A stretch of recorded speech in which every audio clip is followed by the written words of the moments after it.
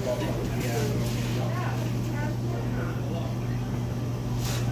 right, guys, here we are back at another Flyers checking in here at the beautiful R Park Tavern here in Ridley Park. I want to see you guys out here. You guys can still come in. We got a Flyers game that's going to be happening tonight, and we're just getting started here, getting all warmed up for what happened this week with the Flyers. Oh, yeah. First off, we're going to go over all the goals of the week. There was a lot of goals that happened. Unfortunately, none of them happened in the first game of the week. Here we go.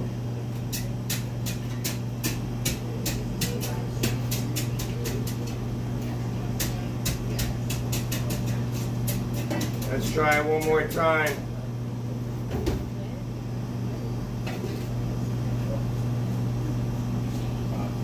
Give me 1 second, guys. Of course, we're just getting started here, so there's still a couple of hiccups that going on, but I can get this all worked out real fast.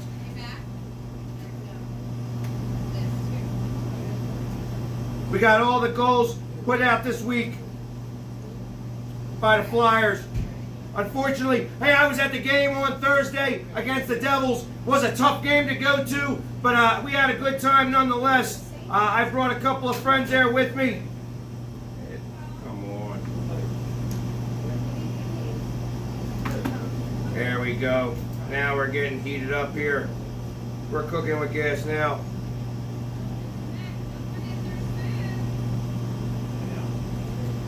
There it is. All the goals of the week this week.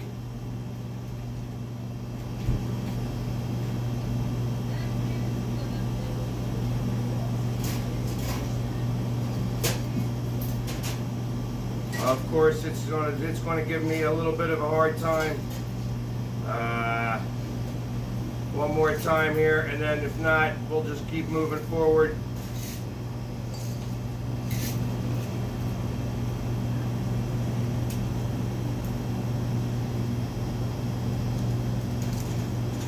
All right, one more thing to try.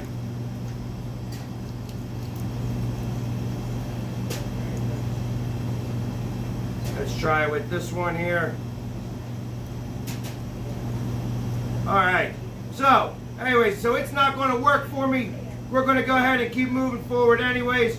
I can go over all the different things that happened this week.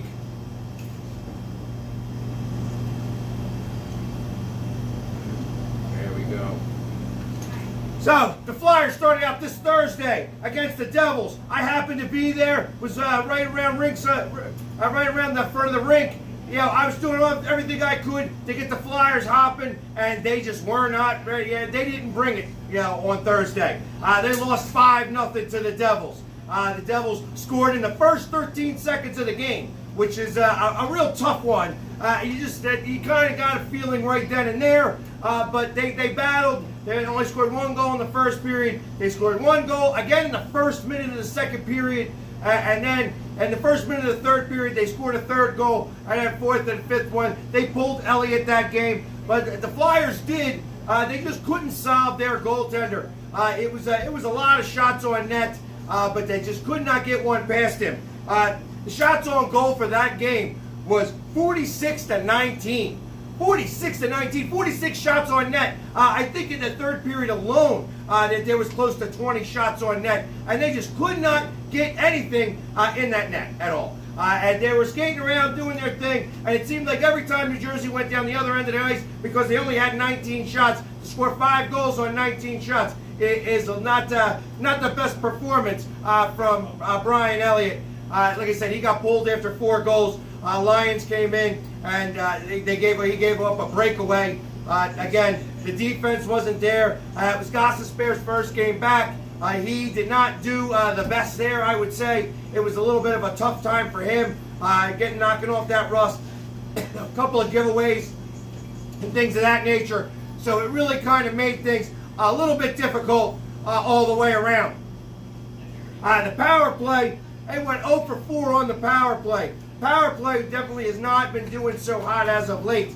And that was definitely showed against the Devils. And on the penalty kill, they gave up a goal, like I said, out of 3 chances. So they went 1 for 3 on the penalty kill, 0 for 4 on the power play. So the special teams did not have a great day that day.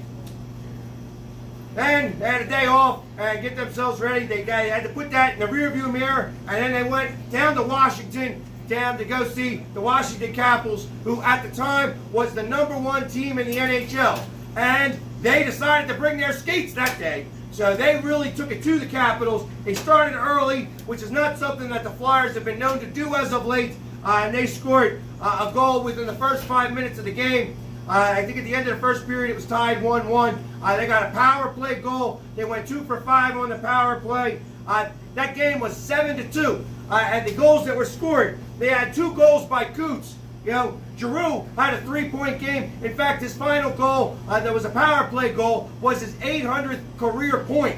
So kudos to Giroux. I know that everybody's got a little bit of an issue. If you're a Flyers fan, Giroux is always a little bit questionable on whether he deserves to see or not. I tell you, there hasn't been many players in the NHL that have been able to put up the production that he has year in and year out. Of course, we've got 2 in our division, so it's always compared against those guys. You know, when you have Crosby, and you've got Ovechkin, and you got Malkin that play in the same division, it makes it really hard. So he always seems like he's 4th on the list. And I tell you, he really is on the top of that list for the most consecutive years, scoring those points and things of that nature. So although every Flyers fan has got an opinion on whether he really deserves to see or not, he really has been doing whatever he can to make sure that the Flyers can win. Just not that the last few years they've been in and out of the playoffs and things of that. So hopefully this year they can put it all together. But anyways, they said 2 goals by Coots, a goal by Raffl. And I tell you, Raffl is on my list of people that I think may be better off getting suited, going somewhere else. And I tell you, since I said that, he's been trying to prove me wrong, because he's got a couple of points. He's been actually playing a little bit tougher. I don't know if he watched the podcast, but I tell you, I like it, Michael. Keep doing what you're doing, and then I won't have to feel like you might be better suited on another team. JVR has been scoring some points as of late. He was in a little bit of a slump, and then all of a sudden, he's been scoring some points. I think over the last couple of games, he's got 4 or 5 points. He's been putting the pucks on the net and actually doing assists and things of that nature. So he's been doing a real nice job there. Abe Kubel. He had an unassisted goal. It was solely his. I wish I could show these videos because it was a great goal that he actually did. He actually went up and back checked the defenseman. Defenseman tried to center it out to the guy to start to bring it up ice, and he was able to steal it. And that defenseman just kind of didn't get a hold of the puck, and he went there and he did a wrister right past the goaltender from the Capitals.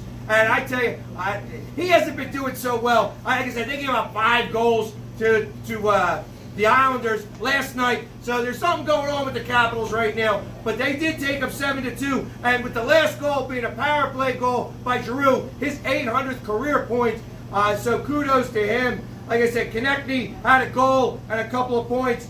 Coots and Voracek also with a couple assists that day. And like I said, Brian Elliott actually had a really good game, stopped a couple of breakaways and a couple of really good shots. Where sometimes he was just right in the right place at the right time. So he actually got a big turnaround game on Saturday against the Capitals, which was important because we couldn't afford to lose back-to-back games. And the Flyers haven't lost back-to-back games since the beginning of January, when they went on that road trip and lost 4 straight on the road. Since that time, they have not lost back-to-back games, and in fact, have been like 7-2-1 in their last 10. So it's actually, they've been scoring the points and getting the points together here.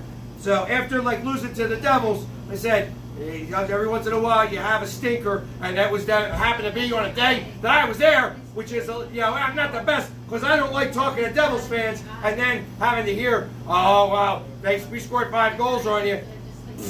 Yeah, the Devils stink. So, doesn't matter. They're not going to be in the playoff run, but on occasion, they are able to score some goals. Hopefully, they can do it again tonight because they are playing a team that's in playoff contention.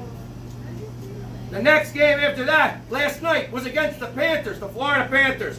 And the Flyers win again, 4-1. The shots on goal with 34-31. They did go 0-5 on the power play. And the penalty kill, they also killed off all 5. So the special teams on the penalty kill was doing okay. Power play, still not doing the best.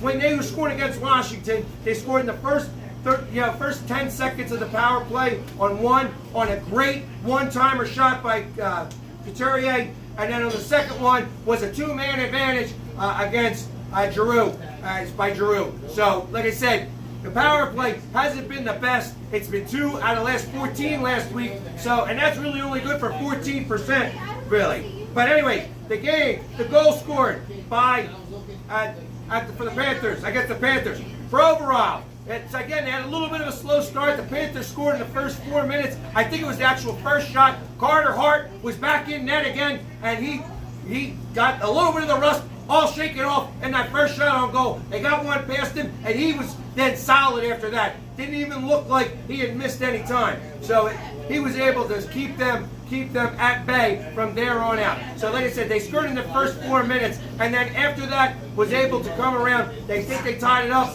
I think, with 3 minutes left in the first period, and that was a goal by Provorov. And he, like I said, that was a one-time shot. Again, for some reason, Florida kept losing their stick. There was like 3 plays in that first period that one of the Florida guys didn't have their stick on him. And that's what happened here. Provorov moved over a little bit to the center of the ice and actually shot against his body and put it up in the top corner. As I say, he broke a plate. And there was nothing that they could do. Bobrovsky could not get there. It was a slap shot. It was a great shot. And like I said, he broke a plate on that one. Next goal was by JVR. By Voracek and Braun. So I was wondering, like, who the hell is this Braun guy? I haven't heard much about him. And over the last couple games, he's got a couple of assists. He's actually not a bad defenseman. He's holding his own. Gets about 12 to 14 minutes a game. And he's, like I said, when he's getting on the ice, he's actually doing something with his time there. So like I said, he's gotten a couple assists over the last couple of games. So you're seeing his name on the stat sheet. And I know that the third goal was by Sanheim. So let me go back to that first one, that JVR goal. Voracek was the reason why that goal happened. They had only 3 guys on the ice, and Voracek jumped over the ice. Braun gave a little tap to just push the puck up in front of him, and Voracek jumped off of the boards, came down the ice, and passed it over. Did a little deep, lowered his shoulder a little bit, so it looked like he was going to go top shelf. Instead, passed it over to JVR, and JVR rocked it home. That's what I'm talking. That's how you actually do a good play, and you beat a great goaltender like Bobrovsky. You know what I mean? This guy's a 2-time Vezina winner. You know, he's always had a little thing for the Flyers, and he likes to beat us all the time, but not today. Not yesterday. We were able to really take it to him and score that goal. And then, like I said, that third goal was by Sanheim. And Sanheim is he's like the boy wonder when we're playing against Bobrovsky. This guy can score. He scored 6 goals. 6 goals against 8 times. 8 times going against Bobrovsky. I tell you, there's not many people that have 6 goals in their career against Bobrovsky. Yeah, you got a defenseman who's got a career of 19 goals, and 1/3 of them are going against Bobrovsky. So you want to talk about somebody having somebody's number? Sanheim has definitely got Bobrovsky's number. If we wish you could probably play against Bobrovsky every night, he'd probably be like a 30 or 40 goal scorer. But he had his 8th of the season. But like I said, it was his 6th goal specifically in 8 meetings against Bobrovsky. And that was also JVR got an assist on that. So again, another 2-point game by JVR, who's really been coming on strong as of late.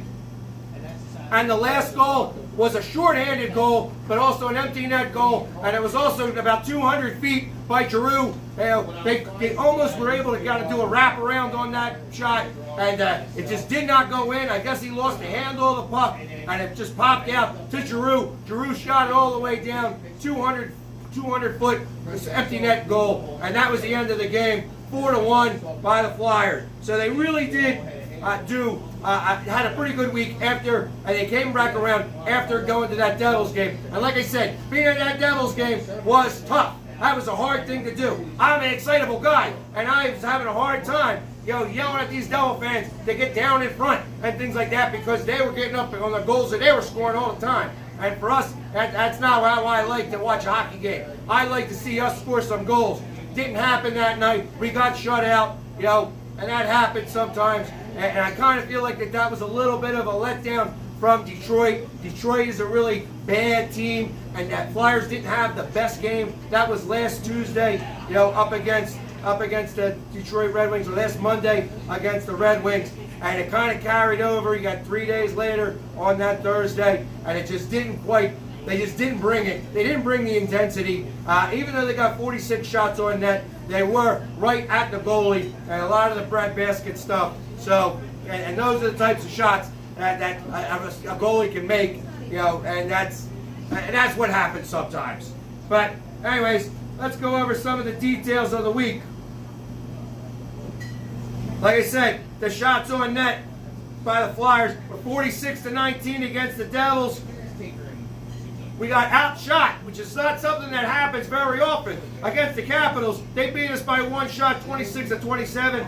And then we also had the Panthers. We outshot them 34-31. The totals for the week was 106-77. Shots on goal only mean one thing. You better be putting it in the net, because it doesn't matter. It's just one of those things that I like to keep track of. The 77 shots by the opposing team, realistically, they have about 100 shots, but the Flyers are very good about getting in front of the net and blocking the shots.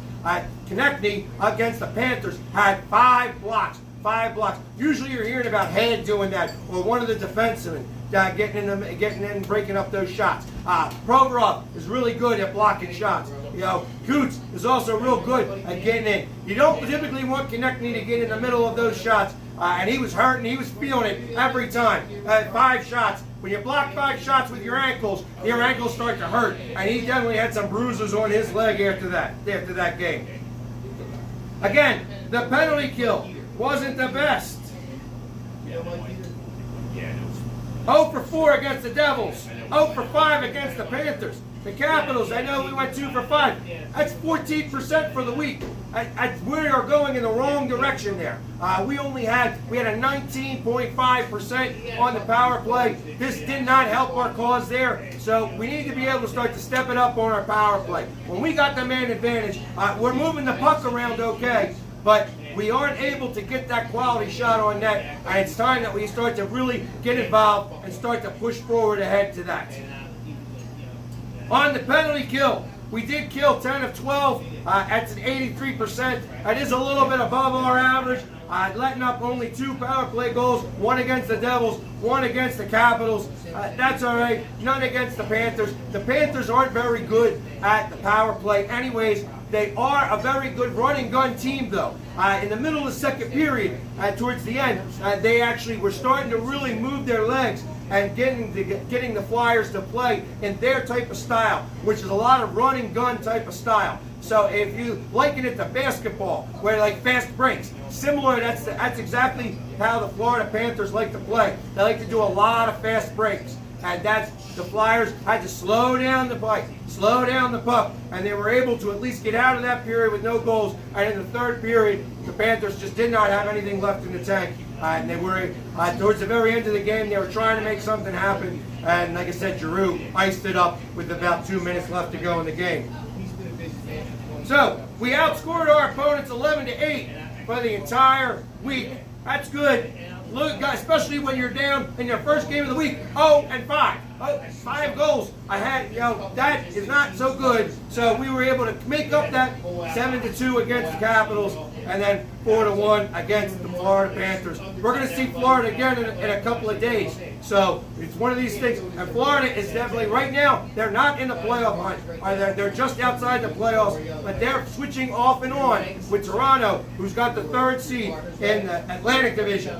The Metropolitan Division right now has both the wild card spots, and right now the Flyers are in the 2nd wild card spot. First wild card spot is taken by Columbus, who we're going to have a couple of back-to-back games coming up starting next Tuesday. So everybody want to come here? We're going to be having a playoff atmosphere here at the R Park Tavern next Tuesday when the Flyers are playing the Columbus Blue Jackets. It's going to be a game you're going to want to get here and see and get excited about, because we're going to watch the Flyers put themselves solely in that one wild card spot. Speaking of which, let's talk about the next games. The upcoming. Tonight, we play the Islanders. The Islanders have a 32-16-6 record. They are in the 3rd seed in the Metropolitan Division. They actually have 2 games in hand on us. So they have, they're leading in the points by 1 point. They got 1 more point than the Flyers do, and they've got 2 games in hand. However, the Flyers win tonight. That 1 game in hand it's not handy anymore. So it's, we get to be able to make up a couple of those points there. Their last 5, they've been 3-1-1. They've gotten 7 out of the last 10 points that they could possibly get, including last night where they beat Washington 5-3. Again, they were up 5-1. They did let a couple of goals back in, so it wound up being 5-3 for the Islanders there. And the Islanders have been doing something that nobody's really expected. Since they traded away Tavares, they just did not think that the Islanders were going to be worth anything. And here they are. They're sticking around. They're keeping things going. They've got a lot of things happening here, and to keep themselves in the playoffs. Can they keep it going? I'm not sure, but they are doing it right now. So the last 10 against the Flyers against the Islanders. The Flyers have gone 3-4-3. So we have not gotten a lot of points against the Islanders. In fact, the Islanders are 7-3. All the games that they have won has either been in overtime or in regulation. The 3 wins that we have are overtime wins. So it's our regulation wins. So that's what we need tonight. We need a good effort, and we need a regulation win. We cannot have a 3-point game here. We need to make sure that the Islanders definitely get 0 points today. So we got to really bring it all day long. And of course, like I mentioned, the Islanders are in the number 3 seed. Thursday night, we're back at the Panthers. We're playing in Florida. And Florida has always been a difficult place for the Flyers to play. I tell you, and especially when they do the back-to-backs with the Panthers and the Lightning. And that's what's happening. We're going to have the back-to-back games in Florida, where we go. So we start out with the Panthers, so we go down to Miami. Like I said, after last night, they're 29-20-6. Their last 5 are 1-3-1, so they have not been doing well. They've actually lost 4 straight, so it's one of these trends. They are playing again tonight as well, and they're also playing again on Thursday. So it's going to be one of these sign games where hopefully we can get on them quickly and be able to take it to them and get those 2 points without giving them 1 point. Against the Flyers, the last 10 games that they've had against the Flyers has been 5-5, no ties. So, like I said, the Flyers, when they win straight out. They don't bring it into overtime. And sometimes when the Panthers win, so literally no overtime games against the Panthers. We either win or we lose, which is a good thing.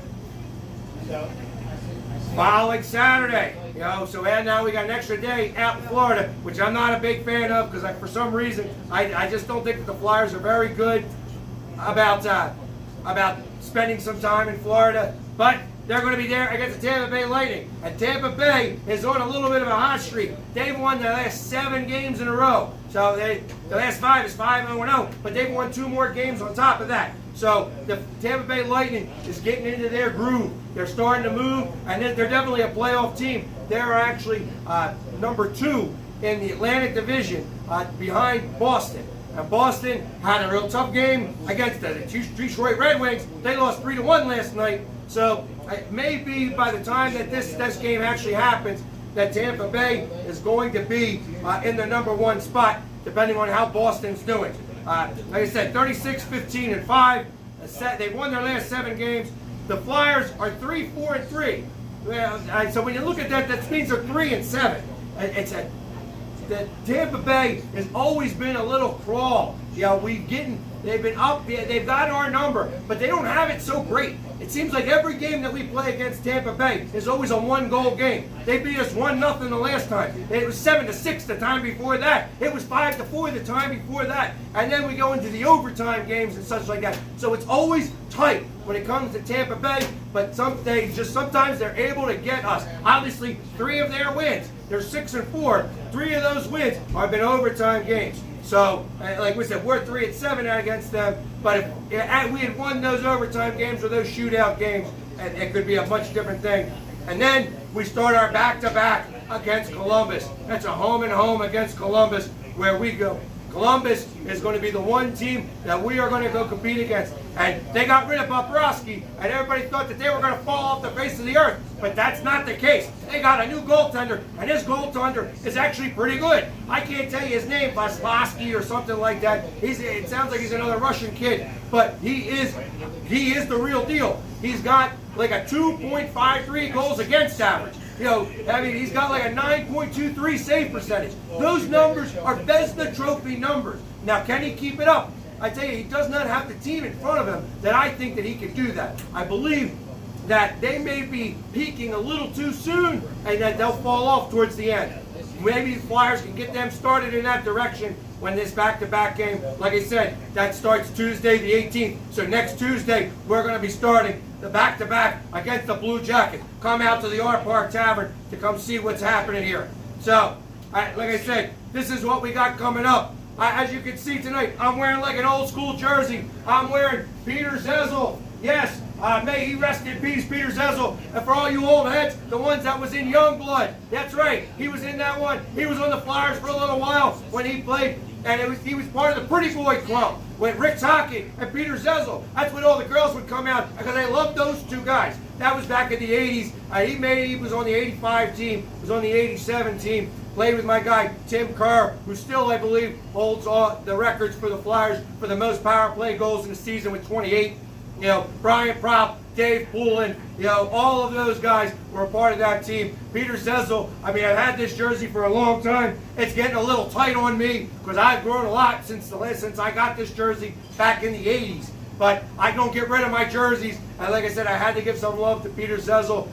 He wound up getting traded, wound up ending his career with the Blues, and unfortunately passed away. I think he had some type of cancer or something like that. I don't really know the story. It was not a happy story, unfortunately, because he passed way too soon. But I definitely wanted to show some love today to the 1980 Flyers, the 1980-1990 Flyers, and wear Peter Zezel's jersey. So last week, when I was talking to some people here after the show, we were talking about Rick McLeish, and I love talking about Rick McLeish because he's my favorite. I wear number 19. My number 19, when I wear a team, when I play any sport, I wear number 19, and that's because Rick McLeish. And we started talking about why Rick McLeish isn't in the Hall of Fame. So I'm going to end every week with talking a little bit about Rick McLeish on why he's not in the Hall of Fame. Because I feel like he should be. Now, unfortunately, he passed away. He was having a terrible fight with cancer, and he lost that fight. But I am going to be the voice to talk all season long now. Every Tuesday that you see me, you're going to see me end on Rick McLeish and a couple of stats. Besides the fact that he scored the winning goal in our first Stanley Cup, he was the first Flyer to score 50 goals in a season. He was the first Flyer to score consecutive 50-goal seasons. 3, in fact, back-to-back-to-back seasons.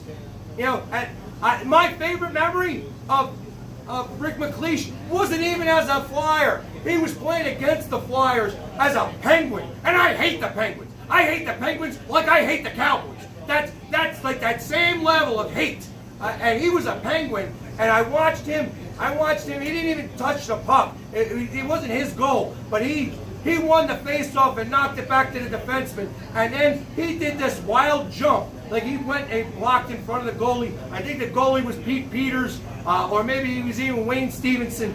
He was blocking the goalie, and he jumped up over this puck like he was a gymnast. Like literally with his, the back of his skates was hitting his butt. And he jumped up, and the goal went right underneath him. It was one of the most amazing things I had ever seen on ice. When you see one of these goals where it's just this is out of this world amazing.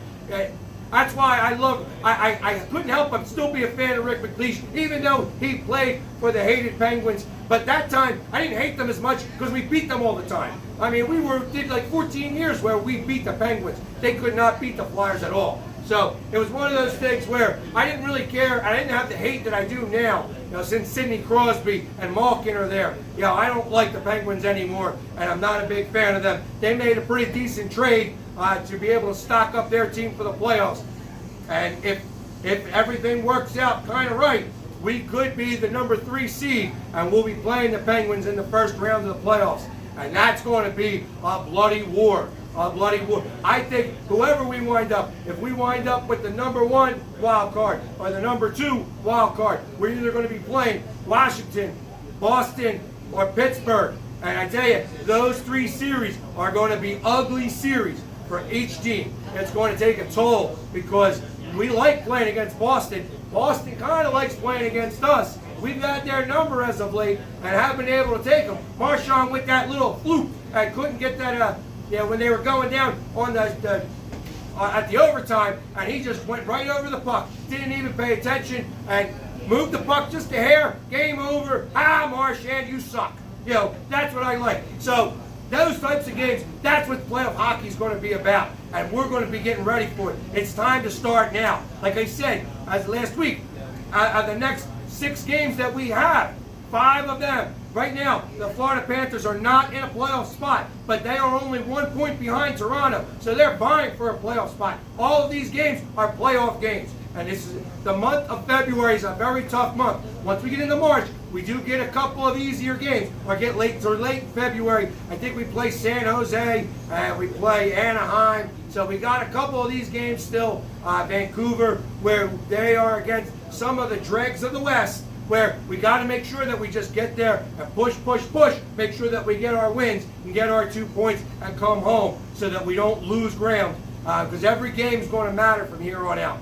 Most of the teams we have the same amount of games played. Again, like the Islanders, they have 2 games in hand on us. But those 2 games in hand mean that they got to have back-to-back games coming up. They're going to be playing more games in a shorter amount of time. So we got to be able to keep up our end of the bargain and keep getting our 2 points. And we got to win in regulation. We cannot win in overtime. We cannot be giving up 3-point games, especially tonight against the Islanders that are holding the 3 spot. We are 1 point behind them. So them scoring, them getting 1 point, our game going to overtime, and them getting 1 point keeps them in that 3 spot. If we win tonight outright, we will jump into the 3 spot. And because Columbus, I don't believe, has a game tonight.